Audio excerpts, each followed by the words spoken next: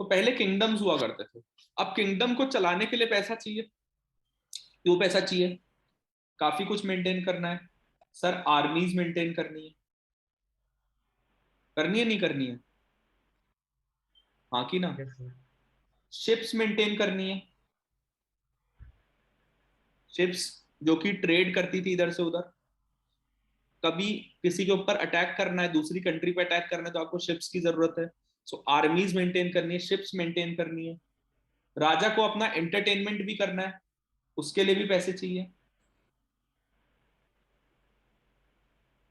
Right? तो आर्मीज maintain करनी है, शिप्स मेंटेन करनी है, एंटरटेनमेंट करना है। फिर लोगों का डेवलपमेंट भी थोड़ा बहुत करना है। वो तो वो करते नहीं थे, किंग्स कहाँ करते थे, खाली अपना डेवलपमेंट करते थे। बट डेवलपमेंट भी करना था। कॉन्स्टेंटली बैटल्स में रहते थे ये kings, constantly. Genghis Khan throughout his life was in a battle. हमेशा उसने बैटल लड़ी। अगर आप बाबर को देखो, बाबर ने भी हमेशा बैटल्स लड़ी। शुरुआत से देखो, इवन इंडियन किंग्स, राणा सांगा हो गए, और भी बहुत सारे, रतन सिंह हो गए, they were constantly in battles. And battles को फ्यूल करने के लिए क्या चाहिए? पैसा। इन सबको पैसा। पैसा कर इन सबको फ्यूल करने के लिए आपको पैसा चाहिए। और उस पैसे के लिए आपको रेवेन्यू चाहिए। क्या चाहिए? रेवेन्यू। रेवेन्यू चाहिए। अब ये रेवेन्यू आएगा कहां से? दो तरीके हैं। या तो जब आपने बैटल पे गए, हाँ जी, तो आप बैटल पे गए, मान लो जैसे कि चंगेज खान, पहले छोटी सी आर्मी थी उसकी, उसने एक जगह अटैक कर दिया, वहां से जो भी माल था वो लूट लिया। तो ये लोग क्या करते थे? ये कोई दान धर्मी लोग नहीं थे। ये किंग बड़े दिखते बड़े अच्छे होंगे कि अरे ये तो राजा साहब है, राजा साहब है, ये करते वही काम थे। लूट मार करके दूसरे किंगडम पे अटैक करके उसको एनेक्स कर लेते थे, अपने अंडर ले आते थे। और उनके जितने भी ज्वेल्स होते थे वो अपने पास रख लेते थे, राइट? तो एक source right of sir. Revenue वो था। बट वो लिमिटेड सोर्स ऑफ रेवेन्यू था। वो सिर्फ तभी आपके पास आएगा जब आप बैटल में जाओगे। और फिर अगेन बैटल में जाने के लिए आपको पैसा चाहिए। तो ये क्या करते थे कि अलग अलग लोगों के ऊपर बोलते थे कि भाई हमें टैक्स दो। वहां से सिस्टम आया टैक्स का। बट ये इसको टैक्स नाम नहीं देते। अब क्या करते थे? जैसे जैसे अकबर अकबर ने क्या किया? काफी सारे इंडियन किंग्स के साथ में लड़ाई करी। काफी सारे इंडियन किंग्स के साथ में लड़ाई करी अकबर ने, right? So Akbar fought with a lot of Indian Kings और वो जीत भी गया। उन्होंने अपने उन स्टेट्स को एनेक्स भी कर लिया। बहुत सारे states, Bijanagar kingdom, Vijayanagar kingdom, बहुत सारे अलग अलग, मेवाड़, और इन सबको अनेक्स भी कर लिया, जीत भी लिया। फिर वो इनसे कहते थे कि भाई देखो, आप हमारे नाम से राज करोगे, मतलब किंग आप ही रहोगे। तो जैसे मैंने आपके सामने घुटने टेक दिए कि अरे सर मेरे को मत मारो, अरे मेरे को बचा लो, मेरी प्रजा को बचा लो, मैं नहीं मरना चाहता। तो वो बोलते थे, मैंने आपके सामने घुटने टेक दिया, वो कहते थे ठीक है, राज तुम करोगे पर मेरे नाम से करोगे। अब मेरे नाम से करोगे तो कोई दानी तो थे नहीं, तो भाई खाली मेरा नाम लेते रहना, तो मेरी खड़ाऊ, राम की तरह मेरी खड़ाऊ रख देना भरत, और तुम मेरे नाम से राज करना। कोई दानी तो थे नहीं। ये कहते थे कि आप मेरे नाम से राज करो, मगर हमें क्या देते रहो? पैसा। इसको बोला जाता था वसाल स्टेट्स। जब एक किंग दूसरे किंग के ऊपर जीत करके, उसको एनेक्स करके, और उनसे ये बात हो जाती थी कि आप हमारे नाम से राज करोगे, उसको बोलते थे वसाल स्टेट्स। तो जैसे अगर मैं यहां लखनऊ में बैठा हूं और मैंने दिल्ली के राजा को हरा दिया, तो दिल्ली मेरा वसाल स्टेट हो गया। अब दिल्ली मुझे पैसे भेजेगा, मनी भेजेगा, और ये मनी था टैक्स। तो यहां से कंसेप्ट आता है टैक्स का। फिर ये टैक्स धीरे धीरे ट्रेडर्स के ऊपर लगाने लग गए। तो पहले तो किंग दूसरे किंग के ऊपर लगाता था कि भाई बढ़िया है। बट अब अगर आपने मेरे ऊपर टैक्स, मैं आपका वसाल स्टेट हूं, आपने मेरे पे टैक्स लगा दिया, मैं कहां से पैसा लाऊंगा? मुझे भी तो पैसे की जरूरत है। मैं पैसा कहां से लाऊंगा? मैं फिर अपने जनता से लूंगा। तो ये फार्मर्स से, ये जो थे अपना फार्मर्स से, ट्रेडर्स से, और बाकी लोगों से, छोटे मोटे लोगों से टैक्स कलेक्ट किया करते। तो यहां से जन्म होता है टैक्सेशन का, इस वजह से टैक्स आता है। ठीक है, तो ये जितने भी राजा वाजा दिखते हैं ना, चाहे ये हिंदू मुसलमान, कुछ ये आपस में भी लड़ते थे। पहली वॉर जो मुगल्स ने लड़ी, मुगल्स ने जो पहली वॉर लड़ी, वो किसी हिंदू राजा से नहीं लड़ी थी, वो लड़ी थी मुस्लिम से। मुगल्स ने लोदी से वॉर लड़ी थी, वो दोनों मुस्लिम ही थे। तो ये जो हिंदू मुस्लिम बोला था ना, अरे ये हमारे देश में आ गए, ऐसा कुछ नहीं था, बहुत सालों से रह रहे थे। लोदीज क्या थे? कोई हिंदू थोड़ी ना थे। ठीक है, तो ये आपस में लड़ते थे और खेलते रहते थे आपस में, और ये अपना पैसा वैसा लेते थे। वहां यहां से आया टैक्सेशन सिस्टम। ठीक है, यहां तक बात क्लियर है कि नहीं? Clear sir. अब बात करते हैं यूके टैक्सेशन सिस्टम की। राइट,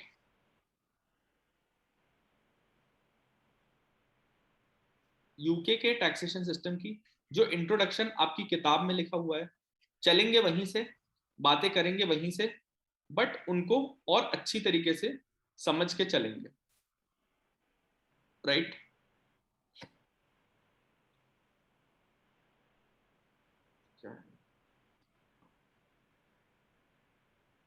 सो सब, अब इसमें 3-4 चीजें हमने पढ़ दी हैं।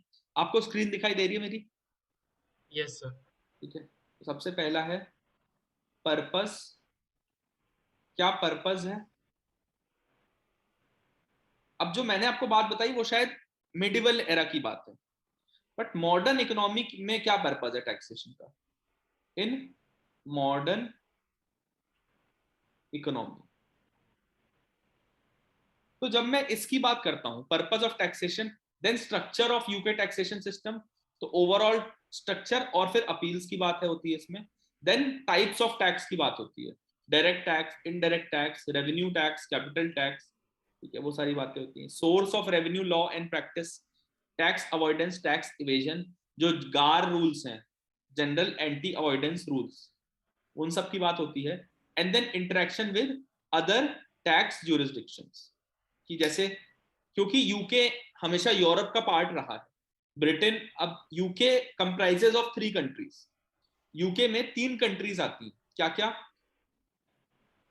England, Scotland, Wales.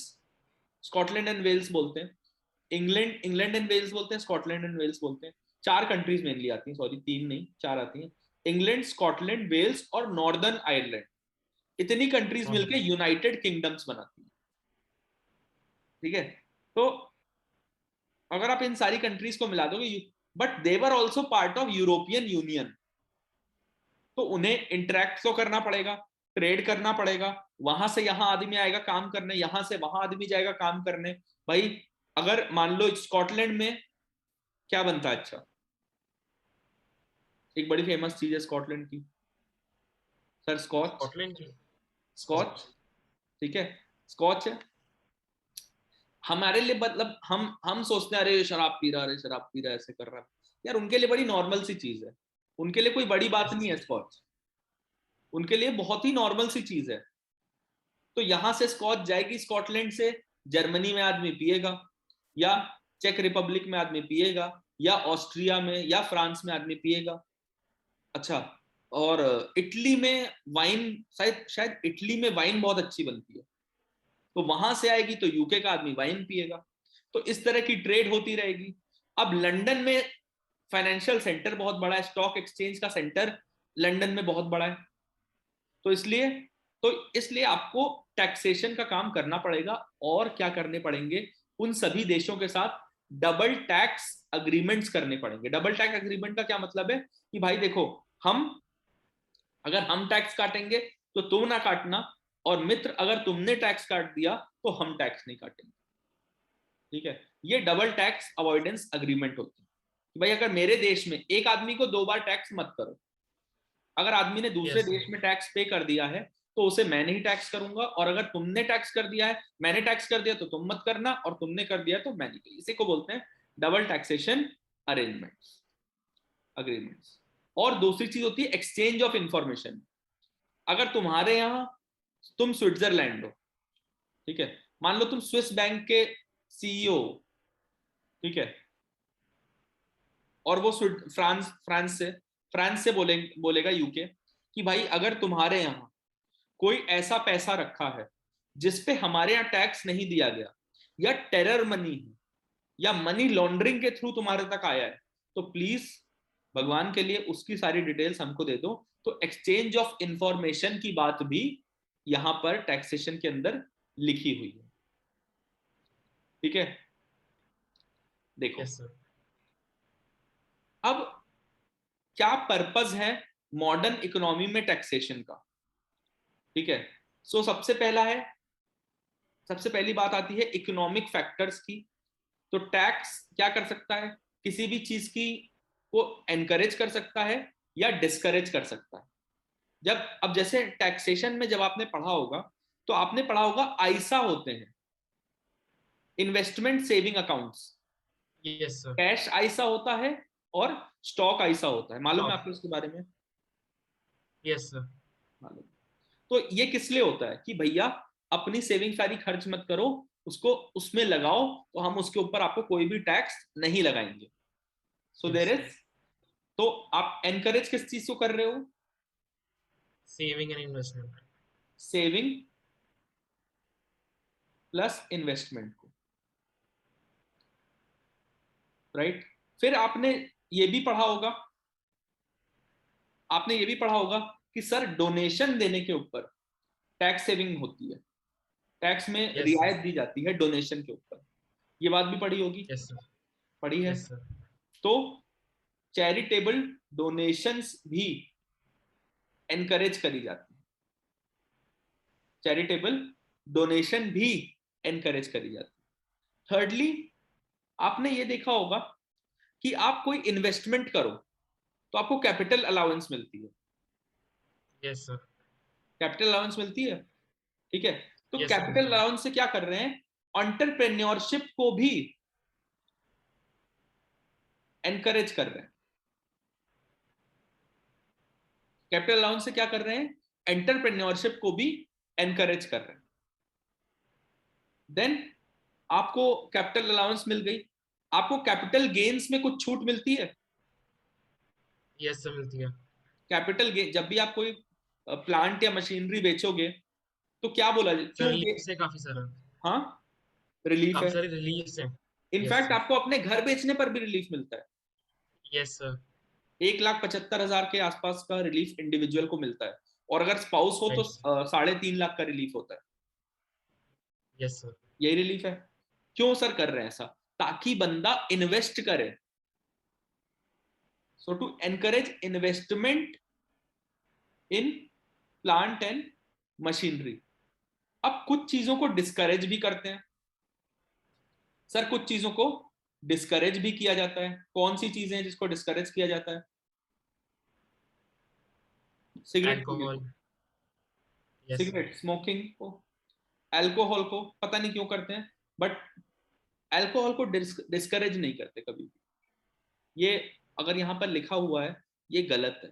गवर्नमेंट चाहती है लोग ज्यादा से ज्यादा अल्कोहल पिए, क्योंकि उससे रेवेन्यू बहुत ज्यादा आता है, तो उसके ऊपर हाई रेट्स लगाए जाते हैं।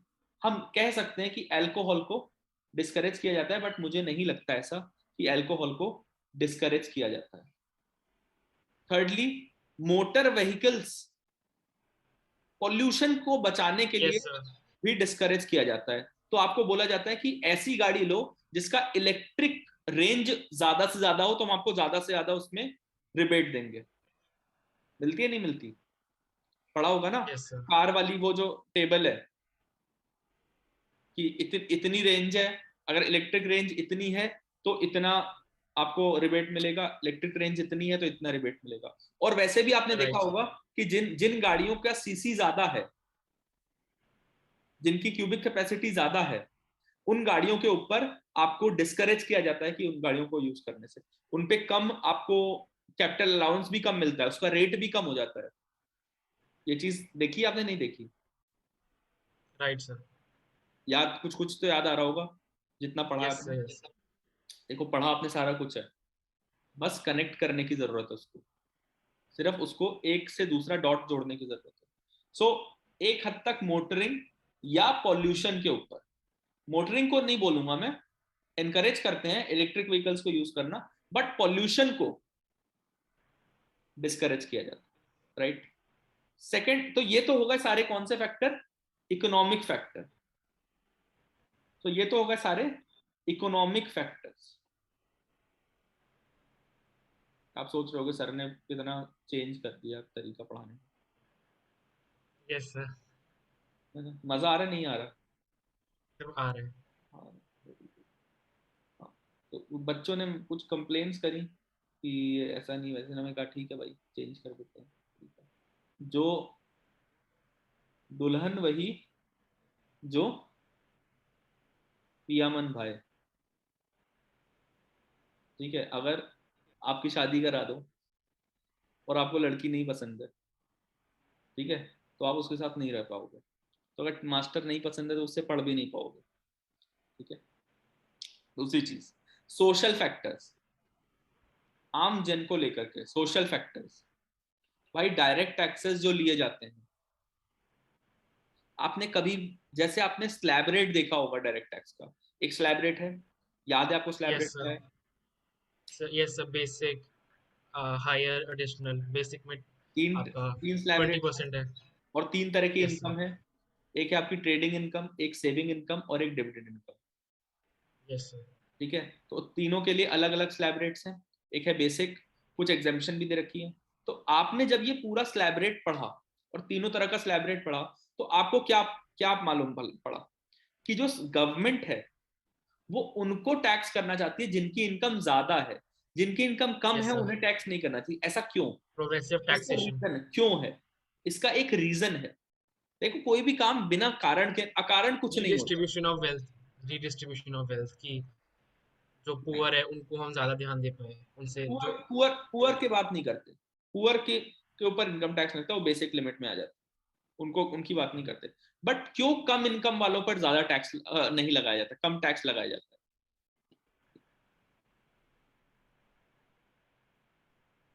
देखो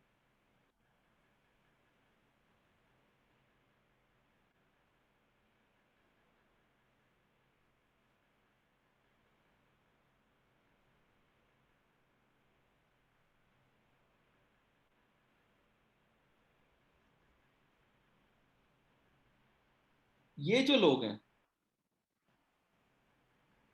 लोअर इनकम ग्रुप और मिडिल इनकम ग्रुप, इनके नंबर्स बहुत ज्यादा होते हैं। बट ये higher income group, Mukesh Ambani, Mukesh Ambani, Mukesh Ambani का के जैसे कितने लोग होंगे? 10 20 50 100, ये कितने होंगे? लाखों लोग होंगे। LIG MIG वाले लैक्स में होंगे, और ये 100 होंगे, 200 होंगे, 100 या 200 लोग होंगे। अब ये 100 या 200 लोग, मान लो महंगे से महंगा भी मोबाइल खरीद ले तो आईफोन खरीदेंगे। एक एक minute, just give me a moment. हाँ जी। तो यार ये, इसका बेटा एक फोन लेगा, मतलब मान लो 6 महीने में एक फोन लेता है। अब ऐसा तो नहीं रोज रोज फोन तो बदलेगा नहीं भाई, वो बोलेगा ठीक है एप्पल का फोन 6 महीने में एक बार आता है, मैं हर बार नया फोन ले लूंगा। तो 100 या 200 फोन आ जाएंगे। पर ये लाखों लोग हैं, ये 10,000 के लाखों फोन लेंगे। तो गवर्नमेंट चाहती है कि इनका जो पैसा है, ये इन लोगों का जो पैसा है, ये इनके हाथ में रहे, ताकि ये खर्चा करें। ये खर्चा करके किसको पैसा दे रहे हैं अल्टीमेटली? गवर्नमेंट को। और साथ में किसको दे रहे हैं? मुकेश अंबानी को। भाई जियो चला रहे, मैं भी जियो चला रहा हूँ। अभी मैंने खैर जियो बंद कर दिया, मैंने अब वो यूज कर रहा हूँ मैं, एयरटेल, ठीक है। फिर मेरे यहाँ पे जियो है। जियो है ना, हाँ मेरे यहाँ भी जियो था, पर अभी मैंने नए 2 सिम लिए और बहुत बढ़िया प्लान भी ले लिया है एयरटेल का। एयरटेल सब ओके। दे रहा है, विंक म्यूजिक, amazon प्राइम वगैरह सब कुछ दे रहा है। ठीक है, तो ये अब मुकेश अंबानी, सुनील मित्तल, कोई भी मान लो, ये सब बड़े बड़े लोग हैं, पैसे वाले लोग हैं। तो गवर्नमेंट चाहती है कि ये खूब इनके पास पैसा रहे और इनसे, इन लोगों से खूब मोटा पैसा आता रहे। तो गवर्नमेंट चाहती है ये पैसा यहां की बजाय इकोनॉमी में लगे, तभी तो इकोनॉमी ग्रो होगी। पैसा, पैसे के पीछे एक चीज होती है जो शायद आपने F1 में पढ़ा होगा। जब हम F1 पढ़ रहे थे तो आपने शायद ये चीज पढ़ी होगी कि पैसे के साथ में एक मल्टीप्लायर इफेक्ट होता है। Yes sir, multiply effect. आपने ये चीज F1 के टाइम पे पढ़ी होगी, या जब आपने इकोनॉमिक्स सर। पढ़ी होगी तो भी पढ़ी होगी, कि पैसे के साथ एक मल्टीप्लायर इफेक्ट होता है। तो गवर्नमेंट चाहती है कि ये लोग, ये जो बेचारे छोटे छोटे मेरे मेरे जैसे लोग हो गए, आपके जैसे लोग हो गए, हम मुकेश अंबानी जैसे तो है नहीं भाई, कम पैसा है हमारे पास, पैसे कम है, लिमिटेड मीन्स में हम जीते हैं। ठीक है, तो हम क्या करें, हम हमारे पास पैसे ज्यादा से ज्यादा बचे और हम खूब खर्चा करें इकोनॉमी में, क्योंकि हमारा नंबर ज्यादा है, तो हम मल्टीप्लायर और ज्यादा तेज बढ़ाएंगे। बट मुकेश अंबानी के खर्चा करने से इकोनॉमी नहीं बढ़ेगी, चाहे वो 1 करोड़ रुपए खर्च कर दे। बट ये लाखों लोग मिलकर के हजारों करोड़ रुपए खर्च कर देते हैं। इंडियन इकोनॉमी 60% कंजम्पशन बेस्ड है, और बाकी 40% में सब आता है, एक्सपोर्ट ये वो सब कुछ। 60% इज कंजम्पशन। तो हिंदुस्तान के लोगों की जरूरत ही 60%, इकोनॉमी, जीडीपी हमारी 60% कंजम्पशन पे चलती है। तो सोशल फैक्टर्स में सबसे पहली बात तो प्रोग्रेसिव टैक्सेशन होता है। जो डायरेक्ट टैक्स है that is a progressive taxation. जिनके पास रिसोर्सेज हैं उनको टैक्स करो। मैंने घर बेचा, मेरे को टैक्स करो। क्यों? क्योंकि मैंने, भाई अगर मैं घर बेचूंगा, पैसे कमाऊंगा, तो गवर्नमेंट बोलेगी भाई वाह, आपने कमा लिया, अब हमें दो। राइट? मैं तो कहता हूं, मैं टैक्स को हमेशा डिफाइन करता हूं, it is a necessary extortion of money. Right. ठीक है, कोई आपसे पूछने आता है बेटा तुमको जरूरत ना हो तो हमको दे दो? नहीं पूछता ना। आपसे पैसे ले, आपसे कोई पूछने आता है बेटा अच्छा ठीक है आज जीएसटी मत दो, आज पेंसिल खरीदो, आज कंप्यूटर खरीदो, आज जीएसटी मत दो? नहीं बोलता ना। सर वो देना ही बोला पड़ता है, एक्सटॉर्शन होती है। एक्सटॉर्शन है यार, है ना। हम यस सर। कमा रहे हैं मगर हमारा ही पैसा सरकार हमसे एक्सटॉर्शन कर रही है। तो it is a necessary, but जरूरत के तहत किया जाता है, लोगों की डेवलपमेंट करने के लिए किया जाता है। तो पहली बात तो आ गई डायरेक्ट टैक्सेस की। तो डायरेक्ट टैक्सेस प्रोग्रेसिव होते हैं। जो डायरेक्ट टैक्सेस होते हैं दे आर प्रोग्रेसिव, और जो इनडायरेक्ट टैक्सेस होते हैं वो रिग्रेसिव होते हैं। क्या होते हैं? रिग्रेसिव। एग्रेसिव। अब चाहे मैं 10 रुपए कमा रहा हूं, चाहे 10 लाख कमा रहा हूं, मगर बिस्किट खरीद रहा हूं, तो उस पर 18-20% टैक्स दे ही रहा हूं। Yes sir. तो इससे फर्क नहीं पड़ता। तो क्यों क्यों किया जाता है ये? सोशल इफेक्ट क्या है इनडायरेक्ट टैक्स या वैट का? हम तो यूके वैट पढ़ रहे हैं, कभी अगर जीएसटी की बारी आई तो जीएसटी में आपको जरूर पढ़ाना चाहूंगा, बट हम फिलहाल यूके वैट पढ़ रहे हैं। Yes sir. That means, so indirect taxes में क्या है, स्पेंडिंग को डिस्करेज किया जाता है कि भाई खर्चा कम कर, पिज्जा मत खा, बर्गर मत खा, सेविंग कर, सेविंग कर, इन्वेस्टमेंट कर, म्यूचुअल फंड में लगा, म्यूचुअल फंड सही है। तो राइट सर। इनडायरेक्ट टैक्स में क्या होता है, स्पेंडिंग को डिस्करेज किया जाता है, सेविंग को इनकरेज किया जाता है। राइट? जैसे कि अगर आप यूके वैट में एसेंशियल्स के ऊपर देखो, फूड के ऊपर देखो, तो कोई वैट नहीं है। कोई वैट नहीं सर। घर, घर अगर बना हुआ घर कोई बेच रहा है उसके ऊपर कोई वैट नहीं। डायरेक्ट टैक्सेस बोलता है भाई सेविंग कर। प्रोग्रेसिव टैक्सेस बोलते हैं जैसे कि कैपिटल गेन, जैसे कि घर बेचने में वो बोलता है कि भाई जो अफोर्ड कर पाए वो पे करते।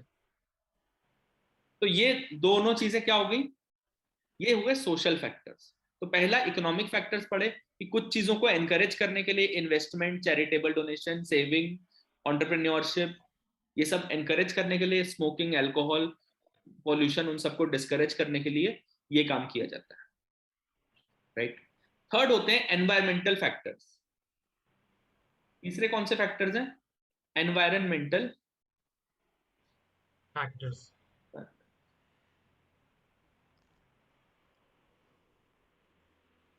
एनवायरमेंटल। अब सर एनवायरमेंटल फैक्टर्स क्या हैं?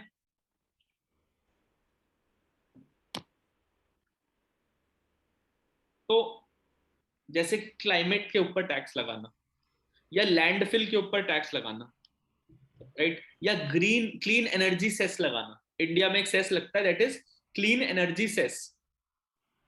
तो वो सारे जो टैक्सेस हैं, दोज आर एनवायरमेंटल टैक्सेस। वो एनवायरमेंट के फैक्टर्स की वजह से लगाए जाते हैं। बात समझ में आई? Right sir. अब चलो आज के लिए इतना काफी करते हैं। एंड आई वुड, आज स्टार्टिंग भी थी, थोड़ा बातचीत भी हो गई, बहुत टाइम बाद मिले थे, यस सर। थोड़ी बातचीत भी हो गई और थोड़ी सी पढ़ाई भी हो गई। तो अपन धीरे धीरे धीरे धीरे लेंगे, एंड साथ साथ में काम करते जाएंगे। एमसीक्यू साथ साथ, टेंशन वाली तो कोई बात है नहीं, वैसे आप तो बहुत अच्छे बच्चे हो, मार्क रैंक लानी है इसमें भी।